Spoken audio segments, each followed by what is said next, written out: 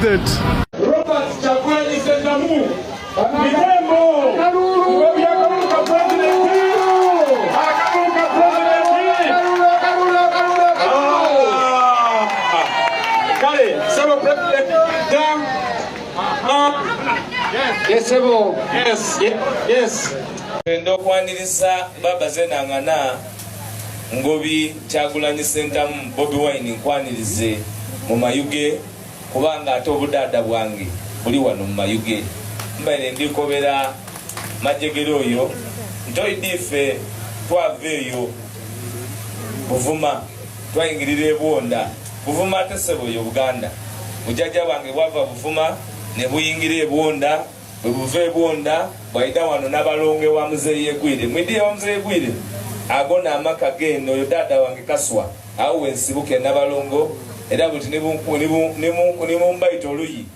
mwene n'asituka yatuuka wano so twenda okwaniriza baba ku kyalo kino eky'Emayuge okuba nti osobola okwidda okutulirira munaife azaalibwa ku kyalo kino waireye n'owulire ng'ate ava Busia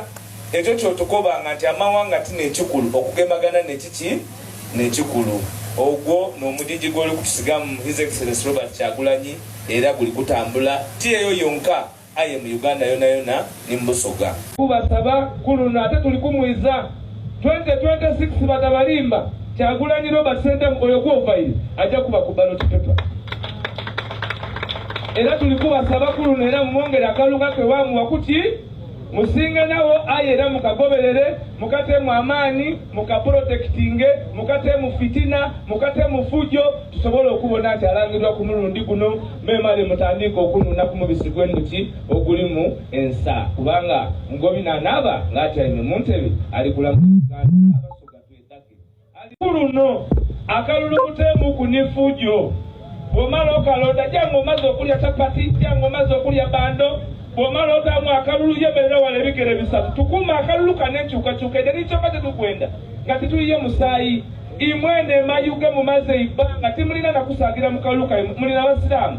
era Kampala bakyawa obusiraamu n'omusoga bw'oba musoga ng'oli musiraamu olina okuba ng'osalasola ddala mirundi ebiri ala Yakoba 5 olina kuba na 10 kuba Museveni aba ali kunoonya baagema magala yali nitini magala nga ne Kampala takolanga ki tatuukangayo bakuwoya emigo zino yakubye Kawesi bali mubuuza kyanja bali taidi na byalo muntu aidi n'abalongo aidi luwuka aye bali mukubakuba musiraamu musoga so okusobola okwetawuluza ku bino byonna bye kunga abantu abakaire baffe tukasobola kubalabirira omulenzi asoma aye nga n'okuyamba ku mukaire waabeewo tasobola kuba yeno omulimu takoze eki tafunye ebyo bikyuka lwa system bikyuka lwa gavumenti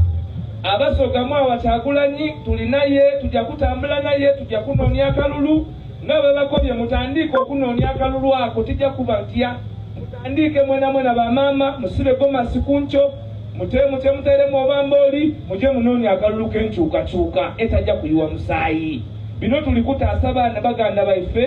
baana baife baidukulu baimwe tukole ekiri mu demokrasiya nga titugire mu ntalo tusobole okukikola nga busoga mu sitwiko mulundi mulala baloba kutudosa kuluno twaba nga tusobole okuba nga twemerera matengerere twafulumye enfuga embi eri mu Uganda eri kwiza busoga einuma busoga muzira ni waide no yena abakoba aye nga muli baavu ino nalitidi nti obwavu eno buliyo muli kulafa eno kubanga taidi ebyo bibagemaku so abaana abamu abagezigezi nga Shafika bagamba no where we are in Uganda is not who we are oyo mwana yakulanga ina dreams tata we civil servant aweereza eggwanga so his family invested in this country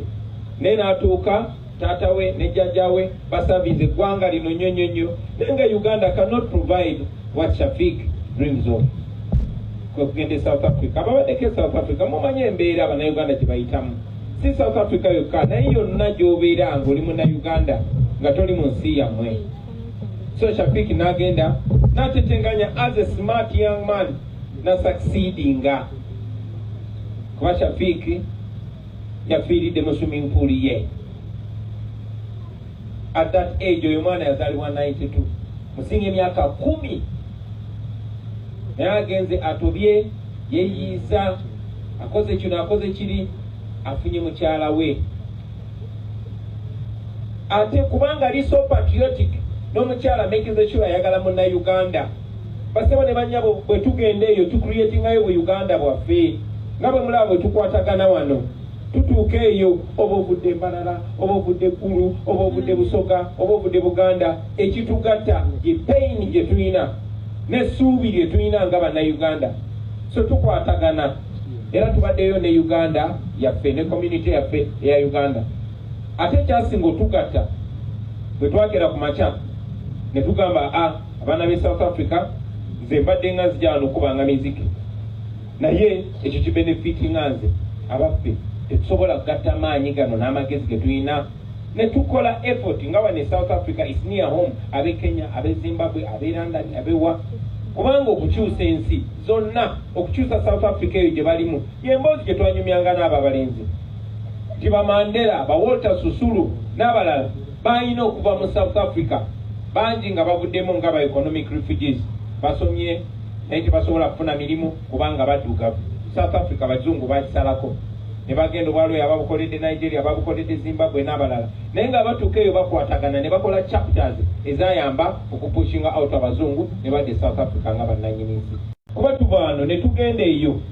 nga tulina amaanyi agasobola okukola ebyakabi tulina amagezi agasobola okukola ebyakabi mwe ba Ugandans muli talented kyobola munnayuganda bagenda eyo asucceedinga ensonga lwaki abaddugavu babe South Africa tebatuwagala batutta notutta kuba once you step all you need is to step in a country that functions munnayuganda batuuka mu nsi ng'efunctioninga ensonga lwaki Shafiki ne bwe yafidde mu swimming pool ye mu maka ge ng'alimu ne mukyala we n'omwana we